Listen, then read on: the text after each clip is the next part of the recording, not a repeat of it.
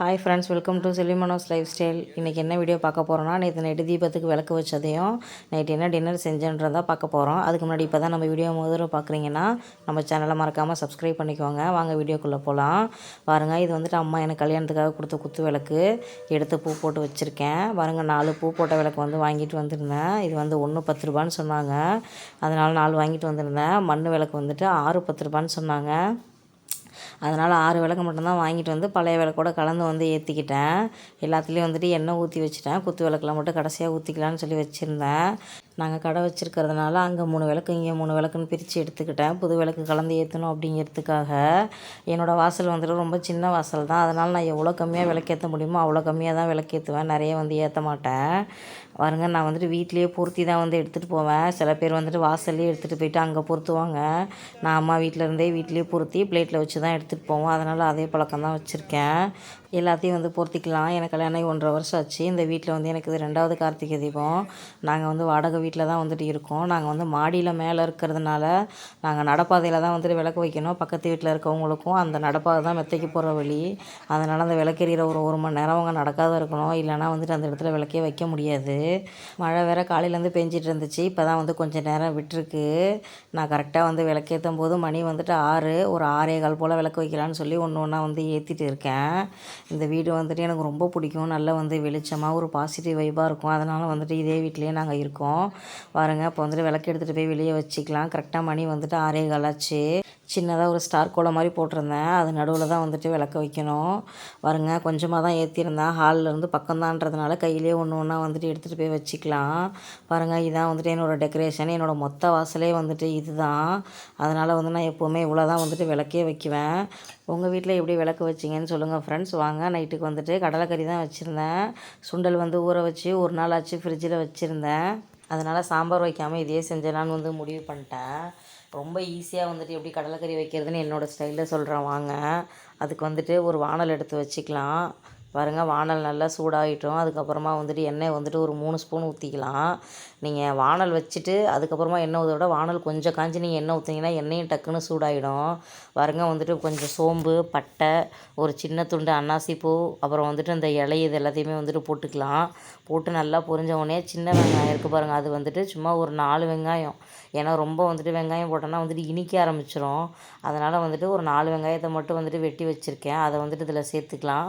ஒரு 2 பச்சை மிளகா வந்துட்டு போட்டுக்கலாம். இது வந்து நல்லா வதங்கட்டும். நான் வந்துட்டு பெரிய வெங்காயம் தான் பெரிய வெங்காயம் போடுவேன். இந்த டைம் சின்ன வெங்காயம் கொஞ்சம் கம்மியாக கிடைக்கிறதுனால வந்துட்டு அதை போட்டுக்கிறேன். உங்களுக்கு ஆப்ஷன் தான், நீங்கள் எது வேணாலும் போட்டு செஞ்சுக்கலாம். சாம்பார் சட்னியே வைக்க போர் அடிக்குது அப்படிங்கிறவங்க இந்த மாதிரி ஒரு தடவை ட்ரை பண்ணி பாருங்கள். உங்களுக்கு ரொம்ப பிடிக்கும்.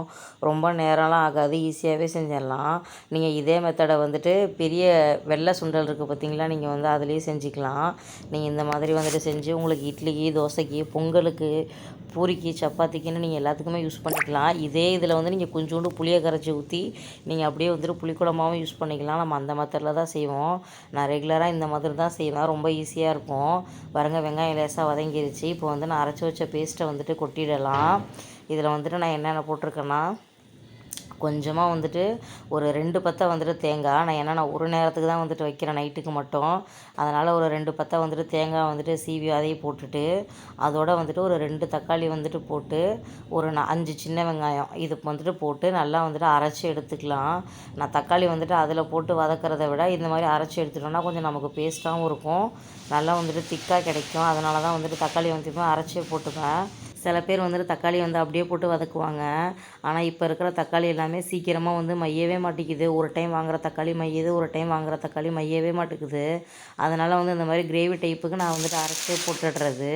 பாருங்கள், தக்காளி வதங்கிறதுக்காக கொஞ்சோண்டு வந்துட்டு கல் உப்பும், ஒரு ஸ்பூன் வந்துட்டு வீட்டு மிளகாத்தூளும், கொஞ்சோண்டு வந்துட்டு பிரியாணி மசாலாவும் போட்டிருக்கேன். இது எல்லாமே சேர்ந்து அந்த மசாலா வாசமும் வந்துட்டு அப்படியே போயிடும். அதனால் வந்துட்டு முதல்லே போட்டால் அந்த கொதியோட சரியாயிடுன்னு சொல்லிட்டு போட்டிருக்கேன். உங்கள்கிட்ட பிரியாணி மசாலா இல்லை அப்படின்னா சிக்கன் தூள், மட்டன் தூள் ஏதோ ஒன்று வந்துட்டு சேர்த்துக்கோங்க. அதுவும் இல்லைனா வீட்டில் நீங்கள் தனித்தனியாக அரைச்சி வச்சுருப்பீங்களா, மல்லித்தூள், ஜீரகத்தூள், சோம்புத்தூள் அந்த மாதிரி கூட யூஸ் பண்ணிக்கலாம். நல்லாயிருக்கும். ஆப்ஷனல் தான், நீங்கள் என்ன இருக்கோ வந்துட்டு யூஸ் பண்ணிக்கோங்க. பாருங்கள், இது நல்லா வந்துட்டு கொதி வந்துட்டுருக்குது. நான் வந்து கடலையை வந்துட்டு தனியாக தான் வந்துட்டு வேக வச்சு எடுத்து வச்சுருக்கேன். குக்கரில் ஒரு 4 விசில் விட்டு எடுத்து வச்சுருக்கேன். இது நல்லா கொதி வந்தோடனே அதை எடுத்து வந்து கொட்டிடலாம். பாருங்கள் ஃப்ரெண்ட்ஸ், பச்சை வாசனை வந்துட்டு போய்க்கிட்டே இருக்குது. நமக்கு வந்துட்டு எவ்வளோ கிரேவி தேவையோ நீங்கள் அந்தளவுக்கு வச்சுக்கோங்க. எனக்கு வந்துட்டு நைட்டுக்கு ஒரு நேரத்துக்கு தான் நான் வந்து வைக்கிறேன். நாங்கள் 2 பேர் தான் இருக்கோம். அதனால் கம்மியாக வைக்கிறேன். இங்கே பாருங்கள், சுண்டல் நல்லா வேக வச்சுருக்கேன். அதை எடுத்து இதில் கொட்டிக்கலாம். அந்த சுண்டல் வேக வச்ச தண்ணி இருக்குது பார்த்தீங்களா, அதோட சேர்த்தே ஊற்றிக்கங்க. சில பேர் அதை எடுத்து ஊற்றிட்டு தனியாக பிடிச்சி தண்ணியை ஊற்றுறாங்க. அது வந்துட்டு வேஸ்ட்டு. சுண்டல் வேக வச்ச தண்ணியிலே ஊற்றுனீங்கன்னா அந்த சத்தும் நமக்கு வந்துட்டு அப்படியே கிடைக்கும்.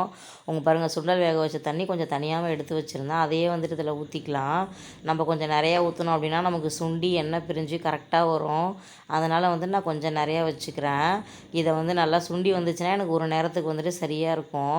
இதை வந்துட்டு தோசைக்கா இட்லிக்கா அப்படிங்கிறத இன்னும் நான் முடிவு பண்ணல. வீட்டுக்கார்ட்ட கேட்டுட்டு அவர் என்ன கேட்குறாரோ அதை வந்து செஞ்சு கொடுத்துர்லாம். அதனால் நான் 2த்துக்கும் இருக்கிற மாதிரி தான் வந்துட்டு வைக்க போகிறேன். இப்போ எனக்கு வந்து உப்பு கொஞ்சம் கம்மியாக இருந்ததுனால நான் உப்பு சேர்த்துக்கிட்டேன். உங்களுக்கு வந்துட்டு எப்படி கூட குறைச்சல் இருக்குன்னு நீங்கள் டேஸ்ட் பண்ணி பார்த்துட்டு அந்த மாதிரி வந்துட்டு செஞ்சுக்கோங்க.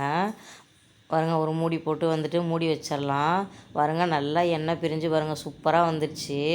அப்படியே நல்லா திக்காக வந்துடுச்சு பாருங்கள். எனக்கு இந்த கரெக்டாக இருக்குது இந்த பதம். இது எனக்கு ஒரு நேரத்துக்கு வந்துட்டு சரியாக இருக்கும். இதே மாதிரி நீங்களும் செஞ்சு பாருங்கள். உங்களுக்கு எவ்வளோ அளவு வேணுமோ அந்த மாதிரி ஆளுக்கு ஏற்ற மாதிரி நீங்கள் கூட்டி குறைச்சி எடுத்துக்கோங்க. பாருங்கள், கடைசியாக வந்துட்டு கொத்தமல்லி இலை தூவி வந்துட்டு இறக்கிக்கலாம். உங்களுக்கு இதிலே இன்னும் கொஞ்சம் டேஸ்ட்டாக வேணும் அப்படின்னா ஒரு 2 சொட்டு வந்துட்டு எலுமிச்சம்பழ சாறு வந்து புழிஞ்சு விட்டிங்கன்னா இன்னும் கொஞ்சம் டேஸ்ட்டு தூக்கி கொடுக்கும்.